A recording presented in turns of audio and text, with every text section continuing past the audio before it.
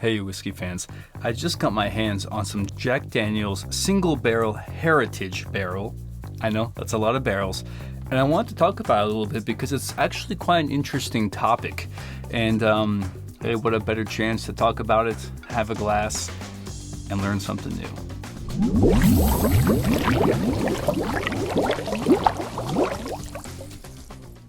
Now, like all things, and Jack Daniel's is Brown-Forman, they're amazing at this. You can't knock them. This is marketing. Quite a bit of what this bottle means and is marketing. Especially if you take a look at the beginning, if you take a look at the very small print at the very bottom of the etiquette or the label right here, you're going to see that it actually isn't a complete toasted barrel, which is kind of what I was thinking, because yeah, it says single barrel heritage barrel at the bottom, it says toasted barrel again, but in very small print to the right of toasted barrel, it also mentions that this is a modern interpretation of our earliest barrel making process, featuring handcrafted, heavily toasted, and low char barrels. This is pretty interesting, right? Because it doesn't necessarily mean that they are just toasted barrels. But let's talk about this a little bit. Because why does it matter? Let's put heritage aside, because heritage is just trying to sell you on the idea that it's an old whiskey, and because it's old, it's heritage, it's better. Now, don't get me wrong, there are some old whiskeys which are just amazing, and I have a whole bunch of them back here, so I fall for this trick all the time. But what actually for me is a little bit more interesting, because it tells me a little bit more about the whiskey that's in the bottle, is the toast and the lack thereof of a heavy char. Why this is interesting, like let's say for instance you're not too aware of a whiskey or a barrel, something like this is a half of a stave, is a stave which is charred. This is a very dark kind of a black color. Essentially the inside of every barrel is looking something like this, traditionally in whiskey. This just means that the inside is burnt. It's literally on fire for a few seconds. Now before this stage, because as you'll see in these videos, the barrel already has its form. It doesn't have the lid and the butt, but the whole walls and the sides are already in place. Now what's not so clear, I think once I say it, everyone's going to be like, yeah, of course. But these staves, however curved they might be, originally came completely flat. And as you probably know, wood bends to a certain degree, but eventually, like a twig, it'll snap. Especially as most of these barrels have been outside drying for sometimes years, if not just a few months. They're supposed to get a little bit dry and lose kind of that greenness that a newly cut, or sappiness that a very newly cut tree would have. All right, let's put that aside. We got it. Now toasting here. Why is toasting important? Because if you are toasting and lightly heating up a small piece of wood or a stave like this, that heat makes it a little bit more malleable. And this means that you can kind of curve that barrel and help get it into that shape that you need, not necessarily into like that, or get it away from that flat form. So you're heating something up to make it slightly more malleable, slightly more flexible and craftable into the shape and the form that you need it to be. It also so happens that while you are heating up your staves, usually from the inside, or these days they kind of just use steam to like really heat it up quickly and give it that texture, you're breaking down the inside of the wood, and you're making it easier for the whiskey to kind of penetrate in and to make contact with the tannins and vanillas. There's plenty of other things in there too, but let's keep it simple, to get in contact with these other wood particles and to get a little bit of influence, to take them out, to kind of marry with them in the barrel. So almost every barrel is toasted. The char on top comes mainly for whiskey.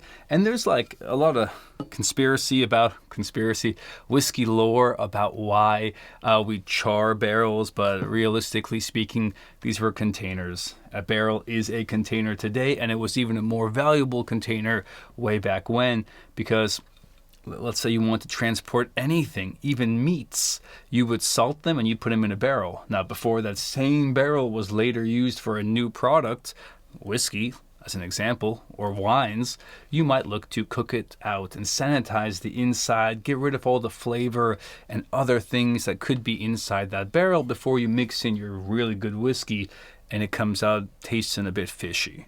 If this still doesn't make sense and you have some experience cooking, or even better yet with a smoker, think of it the same way.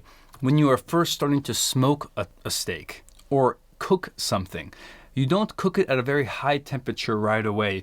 Usually what you're doing, I've even seen some bread being made like this, you'll cook it in the oven or in the smoker at a very low temperature for a high period of time, getting the inside of that meat or whatever to get to a certain temperature. And this could take hours. Once you've got to that point, you then turn up the heat and you really get a thick crust on the outside. And this is kind of the same thing. The searing that you might do with a steak is what happens to a barrel when you toast originally, cook it pretty much, and then afterwards you sear it, char it on the outside. Now, just like cooking, there's many different levels of a char. Like, I'll give you an example. You usually have a low, medium, or heavy or high toast, and then a char anywhere from 1 being or 0, no char, or 1 being very lightly charred, all the way to 4 being extremely charred, or sometimes referred to as an alligator char, because it's even more than this. It kind of gets like really looking like charcoal, like kind of bumpy and almost alive. Although then it's like carbonized, it's really dead. And this is important because depending on this combination, it's almost like a cook making his recipe. You can pretty much pick and choose how much wood flavor you want out and how much mellowing and how much kind of filtration you want happening. Because contrary to belief, this outside, this super cooked charred piece does impart a lot of color, but what it doesn't do is impart much flavor. Just like a Brita filter, your water going through that Brita filter gets mellowed out and smoothened. It's the same here. And if you don't believe me, just listen to Jack Daniels, because what they love to do and what they have to do is the Lincoln County method. This is where all Tennessee whiskey, to be called Tennessee whiskey, is mellowed by being filtered through or in a big vat with charcoal for a certain period of time to mellow and smooth it out. This charcoal is what does it. So this is where it gets interesting again, because if you're following along, this means that you've recognized something here. This whiskey is supposed to be less filtered because it's using a less charred barrel, but then again, it still goes through the Lincoln County or charcoal mellowing process. So it doesn't necessarily matter a whole ton because, yeah, it didn't get filtered in the barrel because of how much the barrel stave was actually burnt through, or charred is the right term. How long it was put through the charcoal mellowing probably has an equal, if not larger, impact on the whiskey. So with that in mind, and I think this guy is somewhere around 7 years old, if I remember correctly. Yeah, for at least 7 years in heavily toasted heritage barrels. Whiskey with strong notes of vanilla, marshmallow, and toffee. I kind of expect that. And my gut tells me it should be a bit more oaky. It should actually be a little bit more robust and in my face. I should feel those tannins a bit more. Now, to compare this, because it's pretty hard to understand one whiskey all on its own, I have here a bottle of 10-year Jack Daniels. Now, this is just basic Jack Daniels through 10-year, which means essentially the barrels or the whiskey inside it should be the same. Imagining they haven't changed the Lincoln County method or done something special for this one that they didn't do for this one. The only difference should be 3 years of age and a couple of points of ABV. This is 48.5% alcohol. This one is 50%, so 100 proof. So 3 years, different barrels, 1.5 points of alcohol difference. Let's dive into it. As always, I've got my very dirty glasses, so judge me. But on the other side of it, another note which is quite interesting, Jack Daniels actually has their own cooperages. So they have their own workers making these barrels for them. And this is pretty important because you'll actually find Jack Daniels and Brown-Forman share a lot of barrels with other distilleries or sell them to other distilleries. So you might see them if you're doing a tour in Scotland. You might see Jack Daniel barrels in the warehouse. That's very common. But this is, I think, pretty interesting because there is a lot of space for them to be doing more I feel, because of their own cooperages and their own ability to handpick and experiment more and more with wood. But I'm really happy to see this. These two glasses, oh man, there's some good pours. But that was a loud cling. So color-wise, I'd say they're plus minus the same, which is, I'd say, kind of expected. For me, what's interesting, and again, this is a single barrel, but this is a blend. This is a batched whiskey, the 10-year. So you always have to keep in mind, a batch, whoever was blending it had an idea for what they wanted this whiskey to taste like.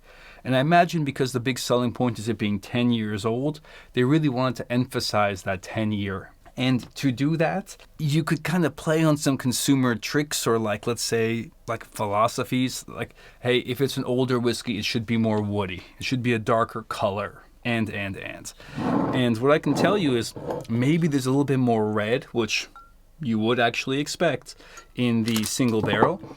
And a little bit just like a darker, almost brown in the 10-year, as you might expect. Color-wise, there isn't a whole lot difference. Now on the nose, interesting, way more cherry, kind of like a fruit-forward nose. Of course, lots of vanilla.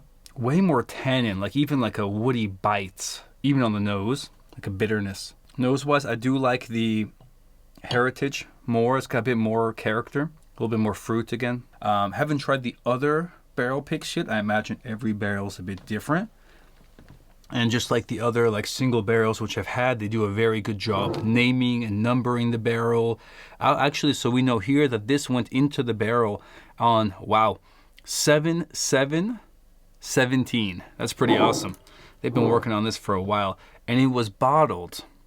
Okay, I imagine this was 10/7/2025. So almost 8 years, actually. Which is perfect because it gets us closer to the 10-year batch.